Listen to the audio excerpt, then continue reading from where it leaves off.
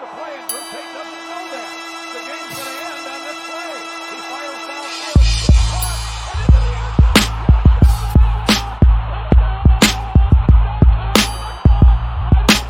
zone. Goes to the end zone. Lobs it to the far corner. Offset eye. Ross throws a block for Sargent. He's going to crawl over that goal line. Hurls in for a touchdown. Go Hawks, and welcome back in to the Iowa Hawkeye fan perspective previews and recaps inside the Family to Play the Fight Song college football show. I appreciate you guys jumping back into here to talk a little bit about the Minnesota week, the bye week, some thoughts I had through it, and then previewing Ohio State coming up this Saturday in the shoe. Should be a ton of fun. Very happy to be back doing this. After the bye week, it feels nice to be back into a game week. I'm sure everybody's feeling the same as the Hawks complete their first of 2 bye weeks here in the 2024 season. Again, Iowa fan perspectives brought to you by Play the Fight Song college football show. We do a weekly show every Wednesday. We preview games for the weekend. We talk about the different games from the previous week and constant coverage across all social media platforms. You can see all of our little icons down here in the bottom left. Tons of fun that we're having right now.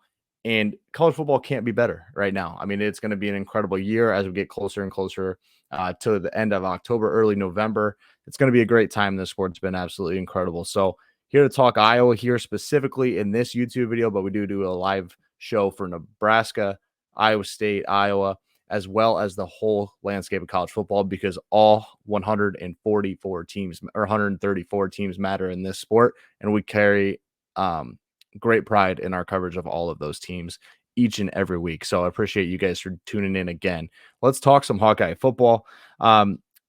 Let's just go through kind of the Minnesota game quickly and recap some of the things that I saw during that, and then the rewatch of that as well. So I'm sure you've had plenty of coverage on it. You're ready to talk Ohio State. You're ready to talk next steps. So I'll be pretty quick here on how I talk about the Minnesota game.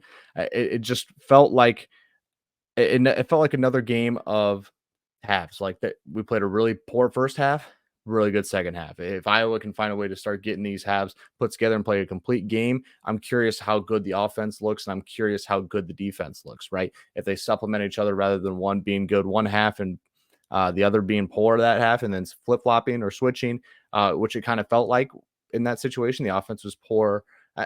Minnesota game was maybe a little bit of both. Poor offense, poor defense here in the first half of that one. Really good defense, really good offense in the second half of that.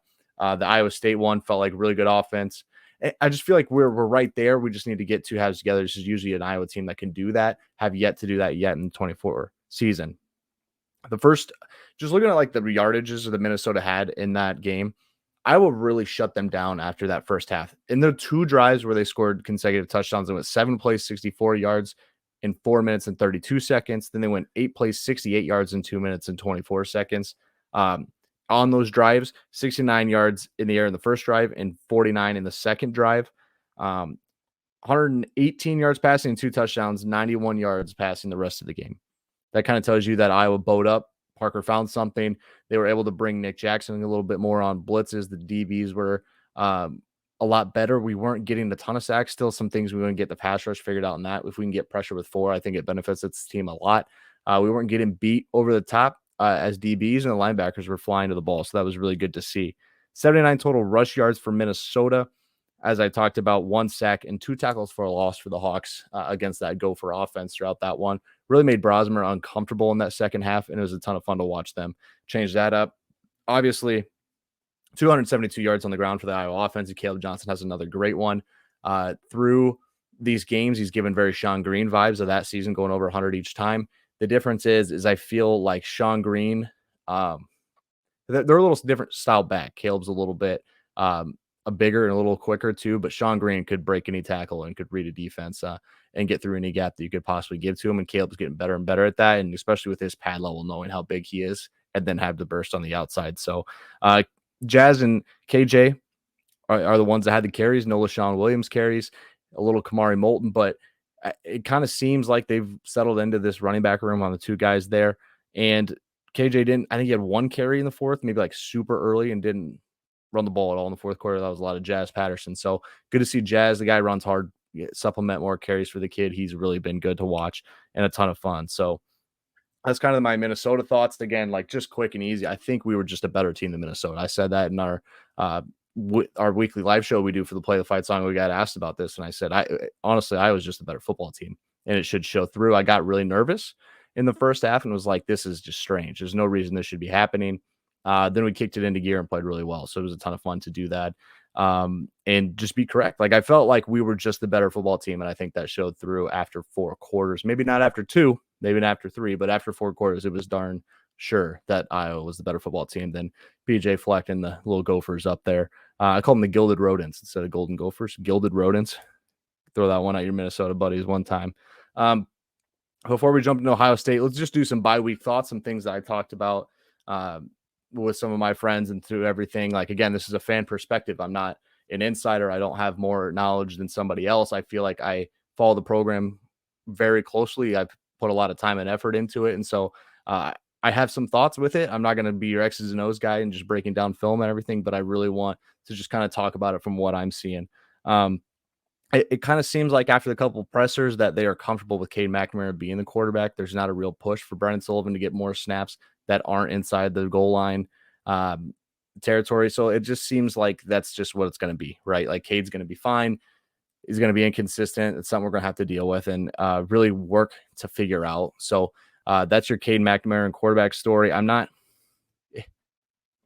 upset about it. I guess I would just like more consistency. If we can just get consistency out of the kid, I don't think anybody would be really complaining that he's not a world beater.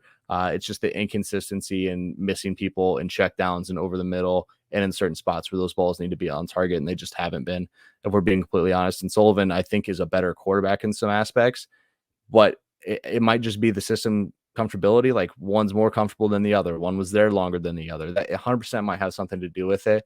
Also, we've seen Kirk's stubbornness to make quarterback changes. I mean, there's some notable ones that really helped out this team throughout the years, but more so than not, he has definitely been a little stubborn on the quarterback change and to shake things up. So expect Cade until told otherwise for this football team. And again, if he just gets more consistent and hits open throws, I don't think anybody's going to really be batting an eye at that decision. So going down the list on that one, I just want to find a way that Iowa can create pressure on the defensive side of the ball without sending 5 and 6 each time. This team feels like through a lot of the years, Iowa's had a really good pass rusher, and they've had a really good front four they can get to the quarterback. It doesn't feel like the last 2 years they've had that great pass rusher. We really need to find one. Aaron Graves was great, and he had 3 sacks in the Illinois State game, not one since. Like Max Llewellyn had one. Like there's a lot of guys with one. Nick Jackson's got one. There's just not a lot of people who are consistently in the backfield kind of wrecking havoc. And so they started to bring Nick Jackson against Minnesota, and that made changes and helped things out. But I don't want to consistently need to bring 5 or 6 just to get pressure on the quarterback. I think Phil will find a way to get that done. It's a big test this weekend against a really good offensive line and a quarterback who's veteran enough to hopefully not get thrown into those mistakes if you're Ohio State. But I just don't want to be dropping 8 and let these receivers just eat us apart. So we got to find a way to get pressure with 4 guys here. So 10 sacks, only 1 against Minnesota and Iowa State each. So 1 against Iowa State, 1 against Minnesota. 8 of your sacks coming against G5 or FCS level programs. That's just not going to get it done. If we can create more pressure, it helps the DBs out a ton. I think that's self-explanatory. They don't have to cover for as long. Quarterbacks aren't getting out of the pocket and really making DBs tackle a scrambler out on the outside. Next thing, find a way to get the pass game respectable. Like, have you seen the stat about what Caleb Johnson's doing with 8-man boxes? He's still averaging almost 10 yards a pop. Like, it's insane. Like, the guys literally has to run through 8-man boxes because the teams do not respect what they're doing on the ground game or through the air. Like, that's just a honest, that's something that happened. Like, that's a proven stat. That's just how things are right now because the downfield passing has not been there. It's been missed throws. It's been the inability to take shots and you really capitalize on what the defense is giving you. Like, they're daring you to do so. We need a receiver to go make that play or a tight end to go make that play. More targets for a Lachey, more for an Ostringa. Jacob Gill's been really good. There's options and ways to do it. I just want to see that developed. And Tim Lester did touch on that in his weekly presser last week. That's the toughest part is getting this pass game going and what they're doing, but they're doing a lot to kind of supplement that and make it better. So really hoping things start to go that direction. And if you can do that, you become more balanced. People get more comfortable with Cade. Cade gets more comfortable given the running an offense that could run the ball and stretch the defense, maybe sideline to sideline. I'm not begging you to go 40 yards downfield every other play, but I'm begging 10, 15 every once in a while, and the ability to open up the run game to supplement a play action as well. So it just feels like something that hasn't been there quite yet. And then last thing on the bye week thing, like Drew Stevens looks good and confident. He talked about it in an article that they put together about him. Slipping on my mind if that was 24/7 or Hawk Central that put that together. So I apologize for that, not giving correct credit, but he struggled last year. If you remember, he was not being able to get any lift on the ball. A lot of things were blocked. They had to replace him in the Nebraska game. He's a kid who came in very highly regarded and just has taken a little bit of time to get used to his role and the difference. And he's made the changes and perfect so far this season. So when Iowa's got a really good kicker, I really like our chances special teams wise. So ton of fun watching him kind of grow and get that confidence back because he's a really talented kid. And great to watch fun kickers, right? College kickers is a laughing meme throughout all social media, especially after week 5. There are plenty of them out there. So if we can get one that's pretty consistent, we're pumped with that. Let's jump into some season outlook and thoughts kind of on everything, just overarching and what I'm expecting for the rest of the year. I said 10-2 for this year was like a must. I felt like that was the real situation. Still can be accomplished. 9-3 feels more likely in some spots, but I would 10-2 with a loss to Iowa State and maybe Ohio State or whoever you want to plug that other one in against isn't playoff good. Like it just doesn't seem like if you have 0 good wins and you 2 teams that you played that are a little more higher end you lost to, it just doesn't really supplement that Iowa help. I mean, again, you'd only have one Big Ten loss, so your fight to get into the Big Ten title is there. It's just going to be a tiebreaker scenario or something different. I'd have to dive into those as more goes on, but I'd want to see how this team plays out. But 10-2 is where I expect this team to be come the end of the 12 games going into a possible postseason for the Hawks. It still feels like we're a step down from the next level of competition. I think you saw that against Penn State last year. You've seen that against Ohio State a couple years ago. This team still feels like it's a step down from that high end competition. And I think a lot of it has to do with the inability to put a whole game together, as well as some skill position talent. Like I think we found at the running back position, somebody unlocked Caleb Johnson. I think at the front 5 on the offensive line, there's a step down. Quarterback position is a clear step down, and the receiver position is a step down. Like there are things there that it just doesn't feel like we're quite up to par with the rest of it and can compete for a national title in that kind of level of things. And obviously that's where everybody in this program wants to be and believes that we can be, but it doesn't feel like we're quite there yet. So that's kind of how I'm seeing things. And the last thing I'll do on this is stop trying to lose or stop trying not to lose. Like let's play to win and let's put a team away rather than doing this not to lose thing that Kirk has kind of become notorious for. That's just a fact. It's kind of how everything's gone. But I would like to see games be controlled rather than just try not to lose, give it back to them, methodical, give it back to them. Like there's just a lot of shots because it's going to get you and it has got us in the past. And I would like to see this team just kind of put teams away throughout everything and establish a little bit of dominance. So hopefully that kind of comes through. Again, this is Kirk Ferentz. It's a little different, but that's a reality of the situation. So that is kind of the outlook on the season and what I'm thinking right now about this team, along with some bye week thoughts. Let's dive into Ohio State, shall we? Currently, the Buckeyes are ranked number 3 in the latest AP poll, coming off a 38-7 win over Michigan State. You don't know a lot about Michigan State. Michigan State has lost a ton in the trenches on the offensive and defensive side of the ball after hiring Jonathan Smith. Just the portal ripped that team apart. Aiden Childs comes over from Oregon State with Smith. He's a good young quarterback, emphasis on young. He makes a lot of weird mistakes, tries to play Superman a little bit. And Ohio State kind of took advantage of that over time, created a lot of defensive turnovers, a lot of pressure on the quarterback, and just kind of let their skill position eat against Michigan State's defense. And that's how that game kind of started to get out of hand. Currently 7th in total yards a game at 541, 23rd in rush yards a game at 227.8. Balanced football team, but a team that is kind of started to lean a little more on the run in the recent years. Ryan Day's kind of gone to this bow up and play really good offense and ball control offense with explosive ability on the outside. And if this is balanced, it's scary because if you can hit open guys and run the football well, there's plenty of options and weapons out there for Ohio State to work with. Quarterbacking them right now was Will Howard, 70% completions percentage, 6 touchdowns, 1 interception. This team hasn't really been challenged yet. Michigan State was their first kind of real challenge at it. they've been very vanilla in everything they're doing and the play calling, the scheming and things, which is worrisome because somebody found something against Iowa's defense in the first couple games. We're getting guys running scot-free wide open, and it's going to continue to get attacked. And now you're going to get the best receiving core you'll see the entire year. So that's scary because Jeremiah Smith, Mecca Ibuka, go through the list. There's a lot of guys on this team that will make you pay, that are absolutely insane athletes that legit will eat this defense alive if they can't get pressure on the quarterback and if things aren't fixed communication wise on the back end of things. So something to pay attention to. Will Howard, again, not a world beating quarterback like they've had over the last couple of years, but he's a guy who can get the job done. And I think they're confident in right now. In the running back room, two of the best backs in the country and in the Big Ten as well. Quinshon Judkins, 9.3 yards a carry, an Ole Miss transfer, currently 36 carries for 336. And Travion Henderson, who's been there a couple years at Ohio State, 8.6 yards a carry, 24 carries for just over 200 yards. These are two really good backs. They are mix of power and speed. They're both going to have a little bit of both. They both have ability to be breakout 200 yards a game guys. That's a worry. And Ohio State's really decided they want to run the football and they want to run it well, and they have the last couple of years, and they're still doing it to this point. Again, run game's been very vanilla on everything. The pass game's been very vanilla because they've just been able to out-athlete and beat these teams into the ground. I'm not sure what will come out of the bag for Ryan Day in that offense and kind of how they'll work around Iowa. My thoughts are they're going to try to take advantage of the secondary in some spots and keep the run game respectable. I think Iowa expects to be able to stop the run, and that's fine. I kind of think we will be able to. It's a really good offensive line, two really good backs, and a quarterback that can run around as well.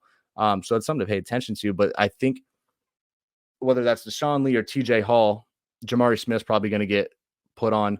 My assumption is Jeremiah Smith. I could see him going on Ibuka, whoever's kind of the hotter hand at the point. But there's some young DBs that haven't found their spot here and really are struggling to get rolling here in this 2024 season. And that's, I think, where they try to really get things going. Castro is going to have to be good on the back end. Wampa is going to have to be better on the back end. Entringer as well. Like there's just a lot of stepping up in the secondary that's going to happen this week if we want to stay in this football game. Current line sits at 19.5. I believe this opened at like 22 or so. So it's kind of fallen. People have taken the Iowa side. I think that's a little respect to the Iowa offense and just the respect to the program itself, that this is going to be a slower game. Total sits at 44.5.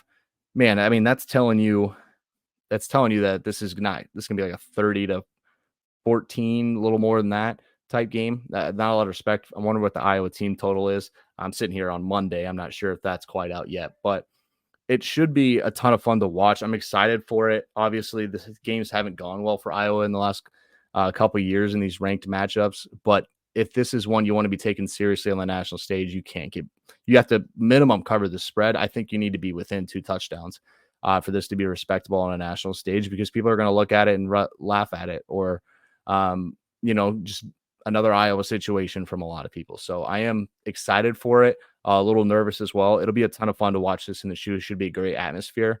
And let's go play a little Iowa football. Like, let's put a whole game together. Let's be competent on the offensive side, keep Cade upright, make sure Caleb gets going, limit big plays, and make Will Howard really be that guy for Ohio State and not just a Kyle McCord level. Because I don't know. They're pretty similar in a lot of aspects. I'm wondering if Kyle McCord's not a little better in some other aspects. So last thing we'll touch on with Ohio State. So just a couple guys, you got to know these names. There's a ton on the defense I wrote down because I think that Ibuka and Smith and Howard and Judkins and Henderson on the offensive side get a lot of love outside of the offensive line, which is very good. The defense doesn't get near as much as love, and that's a really, really good unit all over, from top to bottom, from DB all the way down to the defensive tackle position. It's very deep and very talented. One of the corner spots, you got Denzel Burke. Guys has been great. He'll be a high-end draft pick, along with the couple safeties and Sonny Styles and Caleb Downs. These are two really good safeties. And then they have JT Tuimoloau, who can get after the quarterback. There are options all over this defense that's riddled with pro talent.